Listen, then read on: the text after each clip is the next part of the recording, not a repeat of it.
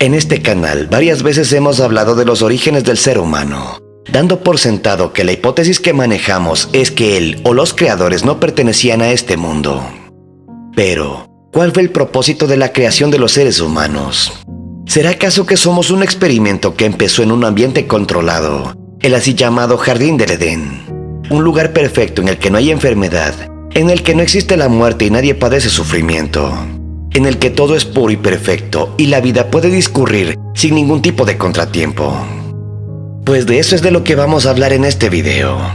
Un experimento que en su momento daba una advertencia a toda la humanidad del futuro que nos espera. Y después de analizar la situación actual me pone a pensar que algo o alguien sigue interviniendo en este ambiente controlado al que conocemos como planeta Tierra. Prepárate muy bien porque en esta ocasión te presento el experimento Universo 25. Bienvenidos.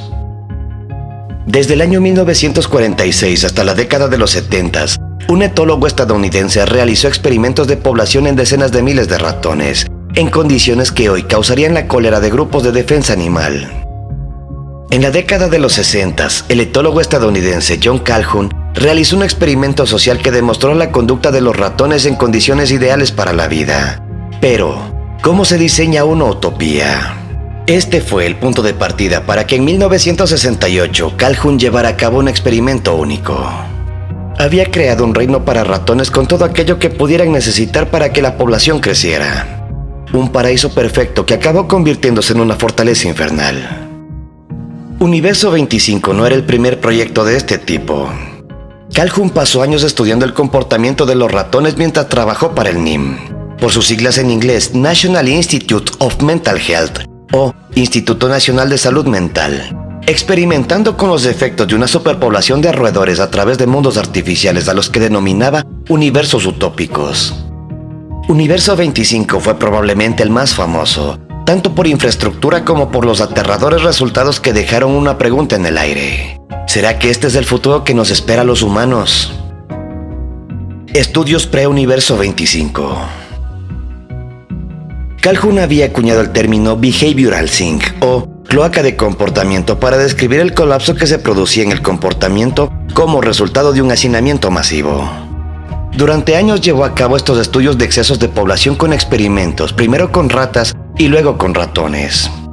Sus estudios publicados en Scientific American en la década de los 60 acabaron siendo un modelo del colapso de una sociedad y desde luego una piedra de toque sobre la sociología urbana. Cuando terminó la primera parte de sus experimentos en el año 1962, aquellos que realizó con ratas, el hombre describía el comportamiento en las publicaciones científicas de la siguiente manera. Muchas de las ratas hembras fueron incapaces de llegar a culminar un embarazo. En otros casos, cuando tenían una camada, rápidamente las abandonaban. Un número aún mayor, después de dar a luz con éxito, no tenían ningún tipo de función materna. En los machos existían grandes alteraciones desde la conducta sexual hasta el canibalismo o la hiperactividad frenética. En los experimentos en los que se desarrolló esta parte de las pruebas, la mortalidad de las crías fue del 96% entre los grupos más desorientados de la población. La publicación de su trabajo en el año 1962 se hizo de dominio público y caló en la cultura popular como una analogía de la conducta humana. Una primera fase de pruebas que comenzaría en el año 1954 se habría extendido hasta el año 1972 bajo el mismo patrón. Apilar un gran número de roedores en una casa artificial provista de recursos ilimitados para que se reproduzcan. Estos hábitats controlados habrían sido llamados la utopía de la rata o el paraíso del ratón, hasta que llegó el nombre Universo 25. Universo 25, la fortaleza infernal. El proyecto comenzaba el 9 de julio del año 1968. Calhoun había construido un espacio que atendería el bienestar de los roedores y aumentaría su vida útil. De esta forma se creó la fortaleza que en este momento te estoy presentando. Un hábitat cuadrado de alrededor de 2.5 metros, cerrado por paredes de 1.3 metros de altura. Los primeros 90 centímetros de las paredes estaban estructuradas de manera que los ratones podían subir, aunque no se les permitía escapar gracias a los 40 centímetros restantes de altura de la pared. Además, cada muro contaba con hasta 16 mallas verticales de túneles o escaleras. 4 corredores horizontales daban a cada agujero de la escalera, que a su vez conducía a 4 cajas o nidos. Eso significaba que eran un total de 256 cajas, cada una capaz de albergar 15 ratones. En cuanto al abastecimiento, los ratones contaban con abundante comida, agua y material de nidificación. El universo 25 se limpiaba cada 4 semanas. No había depredadores y la temperatura se mantenía en una constante de 20 grados centígrados. Por último, y para rematar, este paraíso jamás construido para ratones contó con especímenes que fueron seleccionados entre una élite escogida por el NIM, es decir, ratones libres de enfermedades y en perfecto estado.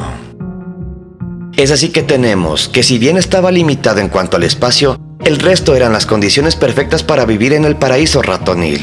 Había material en abundancia para perdurar en vida por el fin de los días. No fue así evidentemente, y el ejercicio llevado a cabo mostró la cruda realidad de lo que podría ocurrir en un entorno de superpoblación donde existen recursos ilimitados, pero en este caso con mamíferos. El experimento se iniciaba con 4 parejas de ratones libres de enfermedades, 4 machos y 4 hembras. A los 104 días de comenzar, los ratones comenzaron a procrear. Pasados los 300 días, los ratones ya habían llegado a la cifra de 600 roedores en el hábitat. Para el día 560 del experimento, la población de roedores ya había llegado a 2.200 miembros, y fue en este punto cuando la población comenzó a decrecer. ¿Qué ocurrió? En este paraíso se colocaron 4 pares de ratones que tardaron muy poco tiempo en entender las condiciones en las que se habían metido y comenzaron a reproducirse. A este periodo de desarrollo Calhoun lo llamó la fase A o etapa de ajuste, que iba desde el día 0 al día 104. Al nacer las primeras crías comenzó la segunda fase, fase B, o también conocida como periodo de desarrollo. El rápido crecimiento de la población se duplicó más o menos cada 55 días. Saltos de población de 8, 20, 40, 80, 160, 320 y 640 individuos. Cuando llegó el final de la fase B, el día 315, los ratones ya habían ocupado todo el espacio físico deseable y estaban organizados en 14 grupos sociales, cada uno con un macho dominante y sus roles sociales bien establecidos. Mediante una organización social jerárquica y bilateral, emplearon los recursos disponibles al máximo. A partir de los 315 días del experimento, la tasa de crecimiento de la población se redujo significativamente. Ahora el número se duplicaba cada 145 días, lo que marcó la entrada en la tercera fase o fase también conocida como periodo de estancamiento o fase C. Al alcanzar una población de 640 individuos, el ritmo de duplicación se redujo a 145 días. Sin la posibilidad de emigrar a otros territorios y con un número de jóvenes mucho mayor que el de los roles sociales útiles, comenzaron los problemas. Al alcanzar cierta edad, los machos jóvenes buscaban obtener el rol de macho dominante, pero si fallaban no tenían la opción de entrar en otro de los grupos que estaban en las mismas condiciones. El estrés de defender su posición continuamente provocaba que el macho dominante dejara de proteger su territorio, cuyos nidos fueron entonces invadidos. Así aumentó la agresividad en las hembras fértiles que trataron de ocupar este rol. La mayor agresividad de las hembras también se reflejó en su manera de criar a las nuevas camadas de ratones. Algunas crías fueron abandonadas o atacadas y heridas por sus madres. El periodo de lactancia se redujo. Mientras tanto, los machos que fallaron en la adquisición del rol se recluyeron física y mentalmente. Se volvieron muy inactivos, con una conducta de violencia esporádica, es decir, atacaban sin razón a otros machos. Además, se reunieron en un conjunto en el centro del recinto, dando origen a lo que Calhoun llamó la cloaca del comportamiento. Durante la fase C se redujo el índice de natalidad y hacia el final, a partir del día 560, la población dejó de crecer por completo. La tasa de natalidad disminuyó considerablemente y la tasa de mortalidad de los animales jóvenes alcanzó niveles importantes. En las condiciones ideales, los ratones vivían demasiado tiempo y los viejos no cedían el paso a los jóvenes. Pronto comenzó la etapa final del paraíso de los ratones, la fase D o fase de la muerte, como la llamó John Calhoun. Al principio de esta fase el orden social ya se había derrumbado. La violencia intergrupo e intragrupo era común. El canibalismo de crías no era raro. Algunos ratones exhibían conductas de pansexualidad e hipersexualidad. Otros mostraban una apatía completa con respecto a aparearse y pasaban sus días acicalando su pelaje. Este grupo nunca recibe ni inicia agresión alguna, y Calhoun los llamó los hermosos, porque sus miembros carecían de cicatrices. La mayoría de las hembras de las últimas camadas nunca se embarazaban y tenían comportamientos maternales. Pocas crías sobrevivieron más allá de la lactancia, y el último ratón que se convirtió en adulto nació el día 600. El número de embarazos disminuyó constantemente hasta llegar a cero el día 920. En este punto, la edad promedio de la población era de 776 días, 200 más que la edad que marcaba la menopausia en ratones. El universo 25 estaba condenado a la extinción. Durante la fase D, un colega de Calhoun, Cal C. Marsden, extrajo algunos ratones del universo 25 y los colocó en un nuevo recinto. Pero tampoco ya exhibieron un comportamiento normal ni señales de recuperación alguna. Es más, incluso después de añadir ratones normales del sexo opuesto, no evidenciaron poseer conductas reproductivas. El final del universo 25 fue en noviembre del año 1972. El día 1471 solo sobrevivían para entonces 27 ratones, 23 hembras y 4 machos. El más joven tenía 987 días de edad, alrededor de 90 años en términos de la especie. Calhoun llevó a cabo 25 experimentos y todos tuvieron el mismo resultado. A base de este experimento, Calhoun desarrolló una teoría de 2 muertes. La primera muerte es la muerte del espíritu. Según el científico, se trata de abandono de patrones complejos de comportamiento, tales como el proceso de cuidado de la hembra, la reproducción y el cuidado de la descendencia, la protección del territorio y de los cachorros. En un mundo perfecto, seguro, con mucha comida y agua, sin depredadores, la mayoría de los individuos solo comían, bebían, dormían y se cuidaban a sí mismos. Por otro lado, la falta de los roles sociales y el lugar en la jerarquía social del paraíso ratonil llevó a un enfrentamiento abierto entre los roedores adultos y los jóvenes. Aumentó el nivel de agresión desmotivada. Según Calhoun, el crecimiento de la población y el aumento del contacto físico llevaron a la aparición de individuos capaces solo de un simple comportamiento.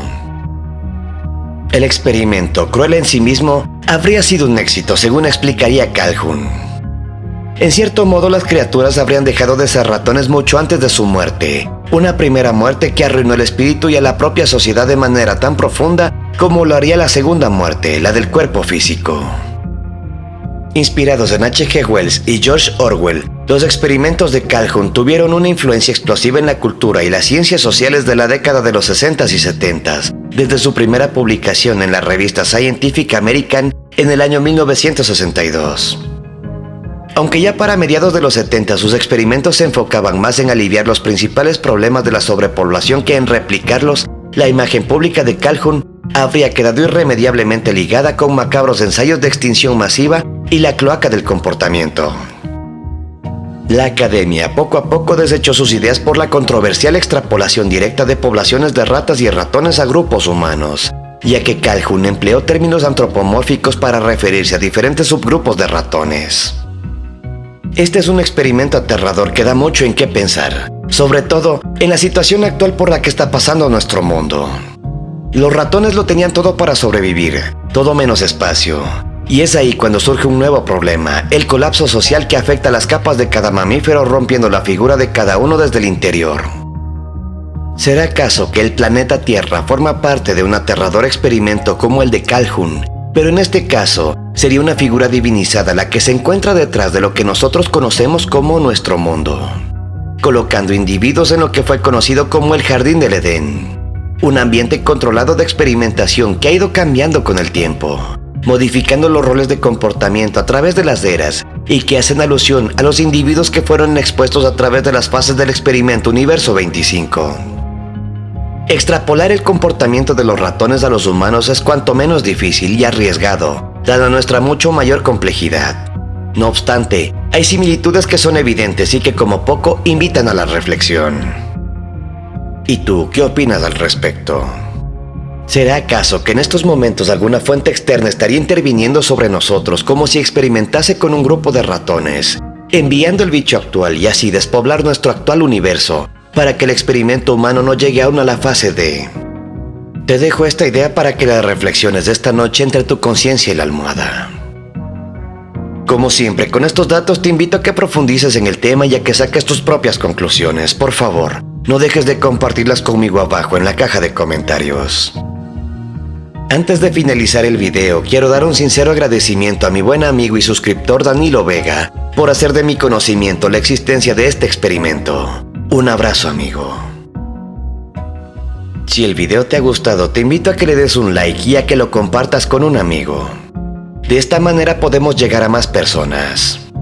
Si eres nuevo, te invito a que te suscribas para que puedas revisar mis trabajos anteriores. Tengo contenido muy interesante y estoy seguro que te va a encantar. No olvides activar la campana de notificaciones para que no te pierdas de los futuros videos. Sígueme en mis redes sociales para poder estar en contacto. Como ya es costumbre, en la descripción del video te dejaré links directos. Soy André Luis y te dejo mi más experimental saludo. Hasta el siguiente video.